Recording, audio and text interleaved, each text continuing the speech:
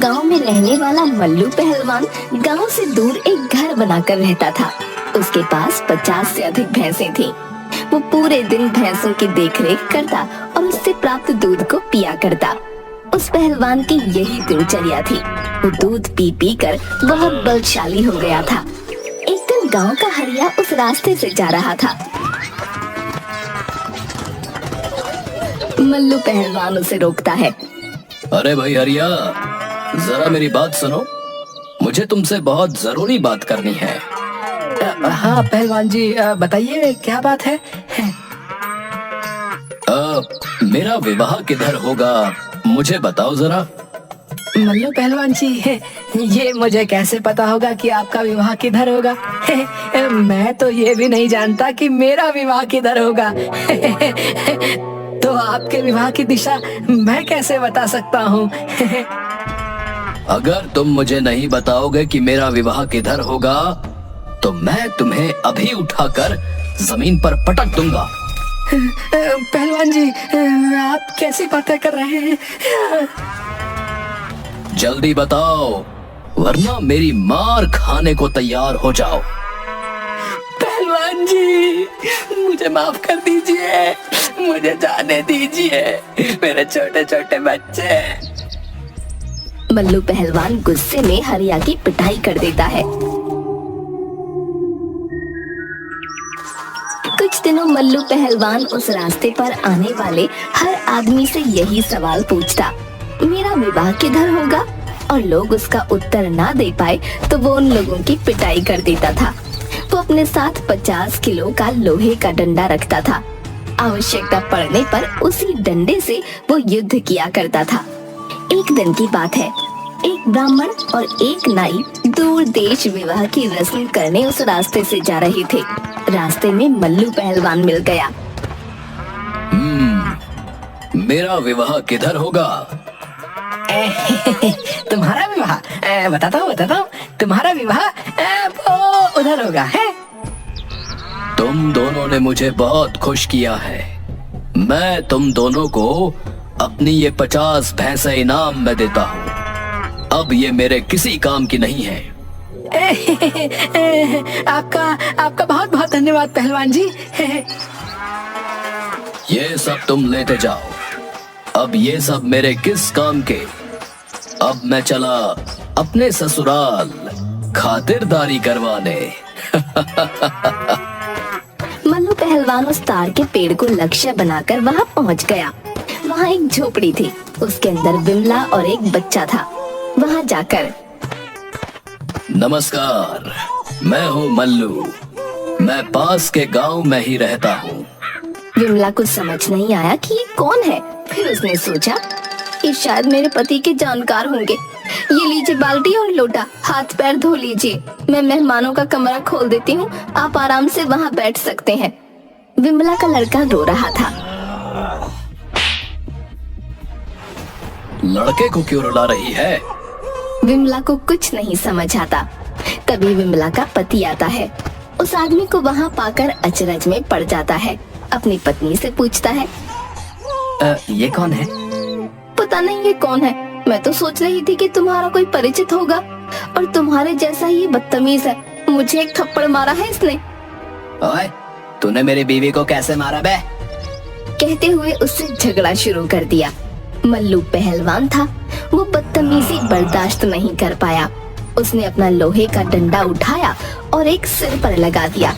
वो आदमी वहीं पर मर गया। विमला जोर जोर से रोने लगी। हे भगवान, ये तूने क्या किया? मेरे पति को मार दिया। वो मेरा सहारा था।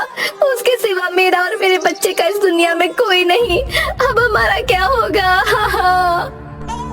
अरे अब तुम रो मत, तुम चुप हो जाओ। मैंने जानबूझकर उसकी जान नहीं ली है। मुझे क्या पता था कि एक डंडे की मार से ही वो मर जाएगा। विमला और जोर जोर से रोने लगी। हे भगवान, ये तूने क्या कर दिया? अब हमारा क्या होगा? विमला के रोने की आवाज सुनकर धीरे धीरे वहाँ काफी लोग जमा हो जाते हैं और सब आपस में बातें करने लगते हैं।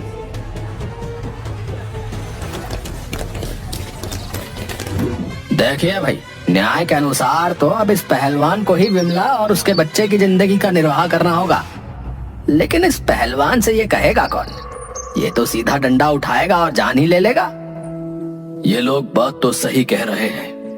ये बेचारी विमला इतने छोटे से बच्चे को लेकर कैसे अपना जीवन व्यतीत करेगी, कहाँ जाएगी? मुझे इसकी और इसके बच्चे के जीवन निर्वाह की जिम्मेदारी ले लेनी चाहिए। तुम रो मत, ये सब मेरी वजह से हुआ है, इसलिए आज से मैं तुम्हारे और तुम्हारे बच्चे के जीवन निर्वाह की जिम्मेदारी लेता हूँ। मल्लू पहलवान विमला के घर में रहने लगता है। 6-7 दिन बीत जाते हैं और घर में जमा राशन पानी खत्म होने लगता है। कुछ कमाई करोगे या ऐसे ही भूखे मरेंगे? बिना कमाई के जीवन कैसे चलेगा? मल्लू पहलवान भैंसों का दूध पीने के अलावा कुछ काम नहीं जानता था। उसने विमला से पूछा, कमाई वो क्या होती है, बताओ। हे भगवान, तुम कैसे आदमी हो? शरीर से तो इतने तगड़े दिखते हो और दिमाग सरसों जितना भी नहीं है। तुम आज तक जिंदा कैसे हो? करते क्या थे? वो तो छोड़ो, खाते क्या थे तुम?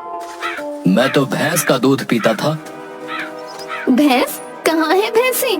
और किसकी भैंसों के बारे में बात कर रहे हो? मेरे पास 50 से अधिक भैंस थी। मैं उनका दूध निकालता था और वही पी लेता था। अब कहाँ है तुम्हारी भैंसें? उन्हें ले आओ, हम उनका दूध निकालकर गांव में बेच देंगे, अच्छे पैसे मिलेंगे। वो तो अब मेरे पास नहीं है। विमला आश्चर्य से उसकी ओर देखते हुए, फिर कहाँ गए? वो तो मैंने दान में दे दी। तुमसे मैंने जो पूछा है वो तो तुम जवाब नहीं दे रही और उल्टा मुझसे ही सवाल पूछ रही हो। बताओ कमाई क्या होती है? राजमहल में जाकर राजा से कुछ खेती के लिए जमीन मांग लो, जिस पर खेती करके अपना अनाज उपजाया करेंगे। पहलवान अपना डंडा हाथ में लेकर राजमहल की तरफ चल पड़ा। राजमहल से कुछ दूर लोगों ने उसे अपनी ओर आते देखा तो वो सब डर के मारे थर-थर कांपने लगे।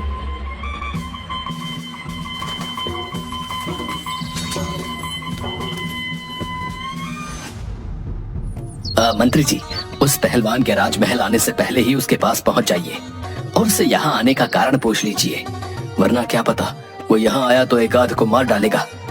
तुरंत उसके पास जाकर उसके आने का कारण पूछ लीजिए।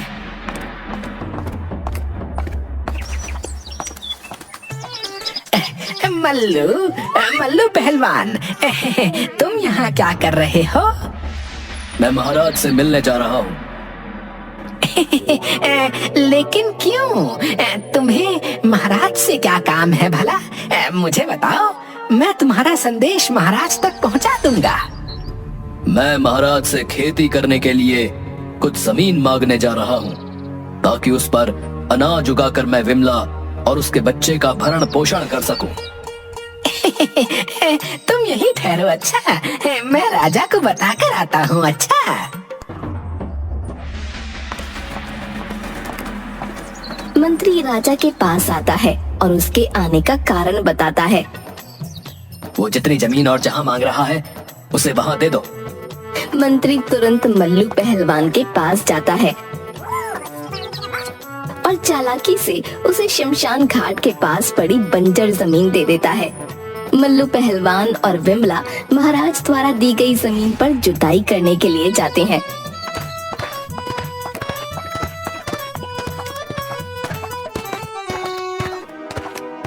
अरे राम जी, ये क्या? महाराज ने तो जो जमीन हमें दी है उसके बीच में इतना बड़ा सा पीपल का पेड़ है। अब हमें उतनी दूर का खेत छोड़कर फसल उगाना होगा। चलो कोई बात नहीं, थोड़ी कम फसल मिलेगी और क्या, कुछ नहीं से तो कुछ भला ही सही। ये खेत में आ रहा पीपल का पेड़ जिसके कारण हमारी फसल कम हो जाएगी, इसे अपने खेत से हटा देता हूँ। उसने पीपल के पेड़ पर लोहे का एक डंडा मारा जिसमें से 150 भूत नीचे उतरे।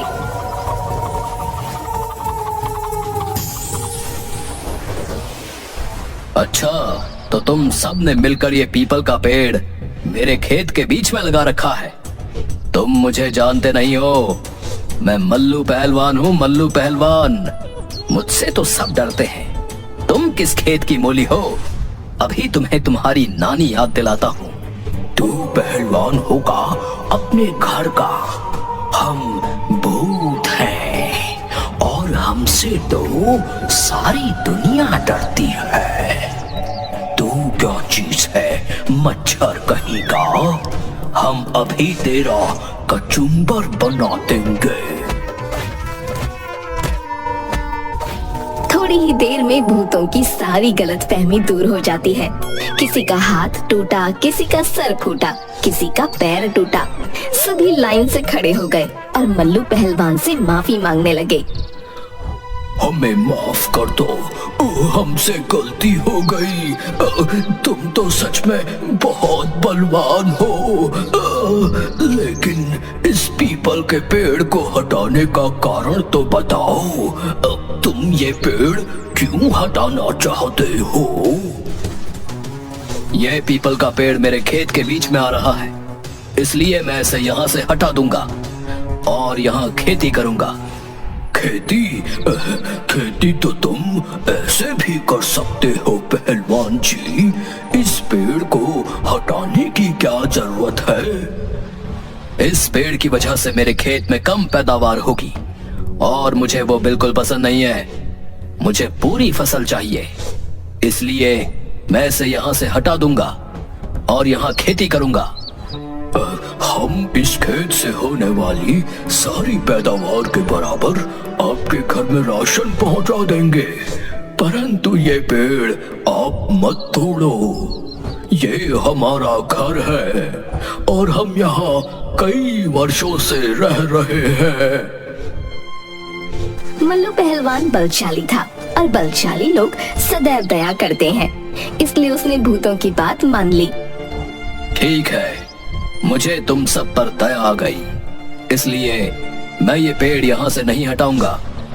लेकिन मेरी एक बात कान खोल कर सुन लो। अगर मेरे घर में राशन की कमी हुई तो मैं इस पेड़ को अगली बार एक बार में ही गिरा दूंगा और फिर मैं किसी की कुछ नहीं सुनूंगा। जी पहलवान जी, आप निश्चिंत रहिए, आपके घर राशन समय पर पहुंच जाया करेगा और कभी राशन की कमी भी नहीं होगी। बस आप ये पेड़ मत हटाइएगा। मल्लू पहलवान घर चला गया। अब भूतों ने मल्लू पहलवान के घर 6 महीने का राशन भंडार कर दिया। मल्लू पहलवान मौज की जिंदगी यापन करने लगा। भूतों को ये सौदा बहुत महंगा पड़ा। वो काम कर कर के दुबले होने लगे। एक दिन बाद भूतों के गुरुजी वहाँ पहुँचे और उन्होंने उन सबको दुबला पाकर पूछा, क्या कारण है मेरे शिष्यों, तुम सब इतने दुबले दिखाई दे रहे हो? क्या तुम्हें समय पर भोजन पानी नहीं मिल रहा या फिर कोई और कारण है? मुझे बताओ, मैं तुम्हारा गुरु हूँ।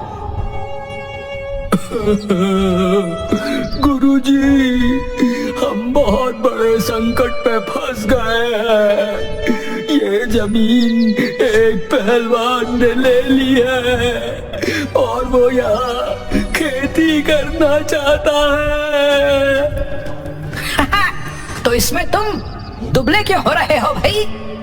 गुरुजी, उस पहलवान की हुजूरी करने और उसको राशन पहुंचाने के काम में हमारा सारा वक्त चला जाता है, जिसके कारण ना तो हम ठीक से खाना खा पाते हैं और ना ही सो पाते हैं। यही कारण है गुरुजी कि हम दुबले होते जा रहे हैं।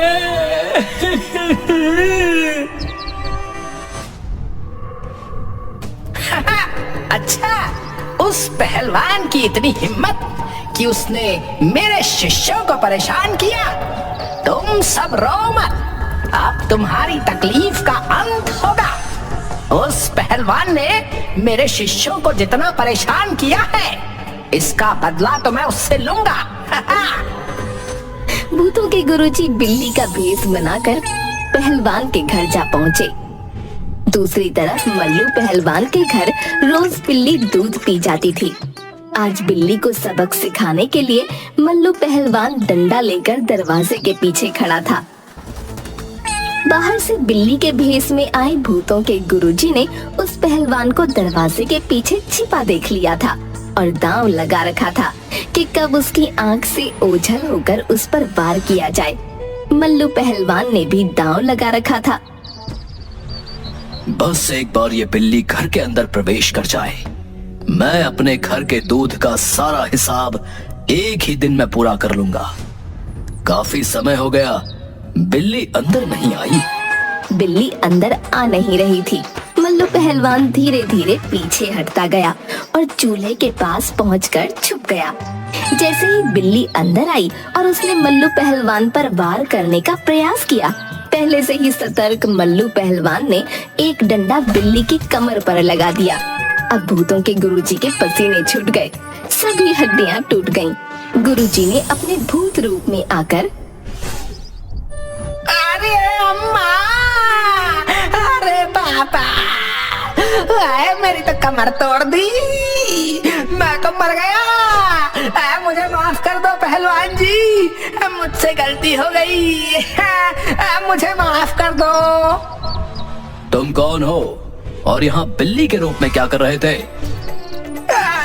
आपके खेत में जो पीपल का पेड़ है उस पर रहने वाले भूतों का मैं गुरु हूँ और मैं गलती से यहाँ आपसे बदला लेने आ गया था। मुझे माफ कर दीजिए, मुझे जाने दीजिए। इतनी आसानी से कैसे जाने दूंगा तुझे? तू तो मुझसे बदला लेने आया था ना। रुक जा तू। नहीं नहीं पहलवान जी, मैं हाथ जोड़ता हूँ, मुझे यहाँ से जाने दीजिए। अब जिंदगी में कभी ऐसी गलती नहीं करूँगा, आप बस मुझे छोड़ दीजिए। इसके बदले मैं आपको जो चाहिए वो दे दूंगा। इसके बदले में आपको जो चाहिए वो ले लीजिए, बस मुझे जाने दीजिए यहाँ से।